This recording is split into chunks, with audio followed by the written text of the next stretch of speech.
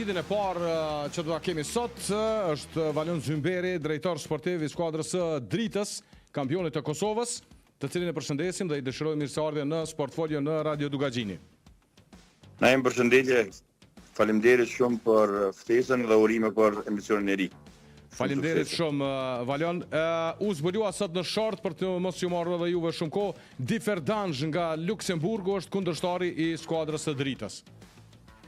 Po, Naim është një kundërshtar nga Luksemburgi, nuk është hera e parë që ndeshemi me kundërshtar prej Luksemburgut. Domethënë në këtë nivel garash nuk ka kundërshtar të lehtë, të gjithë janë kampion.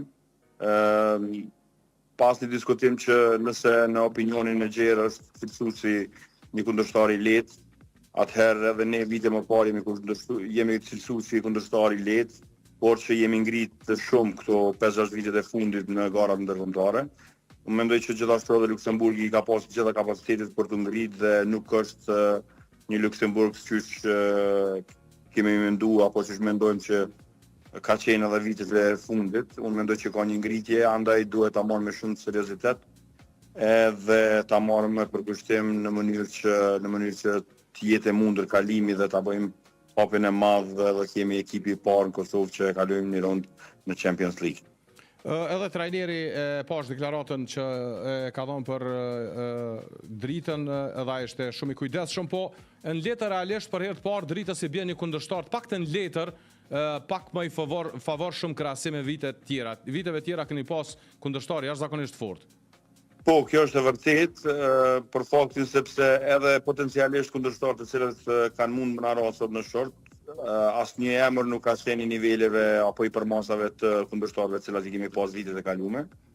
Andaj normalisht ne kemi qenë përgatitur për çdo kundërshtar i cili mund na vihet përballë, por që jemi të lumtur që jemi me një farë forme të barabartë dhe domethënë ka optimizëm të madh.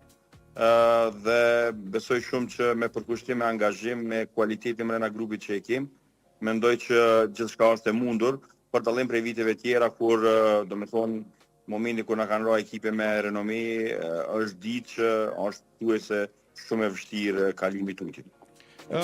Ka pas afrime, ka pas largime, cilat janë planet e Dritës në fatin kalimtar, tash sigurisht do ta merrni për bazë edhe kundërshtarin, edhe garat evropiane. Pa diskutim, karshi përforcimeve për aspektin ndërkombëtar dhe për garat e Europës. Mendoj që edhe qëllimi kryesor i klubit tonë dhe i komplet neve si kryesi ka qenë që të përforcohemi dhe të jemi shumë të përgatitur për kampionatin e gjatë i cili na pret në sezonin e ri në Superligën e Kosovës. Andaj kemi bërë disa afrime, zyrtarisht Liridon Balen e është ofruar, por që presim që edhe 2-3 lojtarë na bashkohen këto ditëve në fazë përgatitore që do ta zhvillojmë në Bansko dhe mendoj që do ta shtojmë mjaft shumë konkurrencën brenda grupit dhe mendoj që me këto ardhje do të jemi në rregull dhe do të jemi të kompletuar edhe për garat ndërkombëtare, por edhe për sezonin e ri që na pret në Superligën e Kosovës. E përmend edhe ti, pra fazën përgatitore do ta zhvillonin Bansko, a keni aranxhuar edhe Mitsora, do të zhvillonin Mitsora gjatë kësaj periudhe? Po, janë në plan të zhvillojmë 4 ndeshje kontrolluese. Emrat e kundërshtarëve ende nuk janë bërë të ditur, për faktin sepse më thon drejtën është menaxheri i klubit i cili është u marrë me këtë pjesë. Por që do të kemi ndeshje edhe atje do të na ofrohen edhe 2-3 lojtarë të cilët po planifikojmë të kemi brenda vetes, jemi në negociata e sipër, po presim vetëm detajet e fundit në mënyrë që të finalizohen marrëveshjet dhe të bashkohen me neve, edhe mendoj që gjithçka do të jetë. Shpresoj që sikur fazën e parë që kemi kryer në Gjilan, që ka qenë pa ndonjë lëndim dhe pa shqetësime në aspektin fizik. Shpresoj shumë që edhe ashtu të kalojmë edhe në Bansko, mos kemi lëndime dhe mendoj që do të jemi të gatshëm për të sfidën që na presin. Edhe pyetja e fundit, a e kishit pranu nëse i shkon opsioni me pranu kalimin në një fazë në Ligën e Kampionëve ose titulli i Superligës Kosovës në sezonin e ri, cilën e kishe pranu? Më thon drejtën, për shkak viteve të fundit që në momentet e fundit e kena ka ik titullin nga duart, ndoshta këto 4 vitet e fundit dyja na ka ndonjë gjë e tillë. këtë vit, ndoshta titullin kampion nuk e kishmi ndru me asgjë.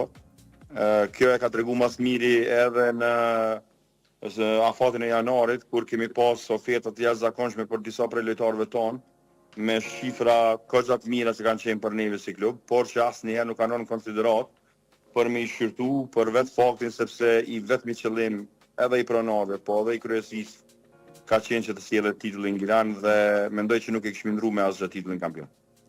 Unë të falenderoj shumë për kohën, tash e di që jeni të zonën, falenderit që ishe pjesë e emisionit edhe ju dëshiroj shumë sukses tash në vazhdim, pasi keni përgatitjet, keni garat dhe gjithçka tjetër.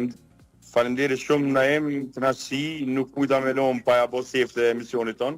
Unë shpresoj që do të takohemi edhe do të shihemi edhe më shpesh. Uroj shumë sukses edhe ty dhe gjitha të mira. Faleminderit shumë, dera ka me qenë gjithmonë e hapur për çka do dhe çfarë do.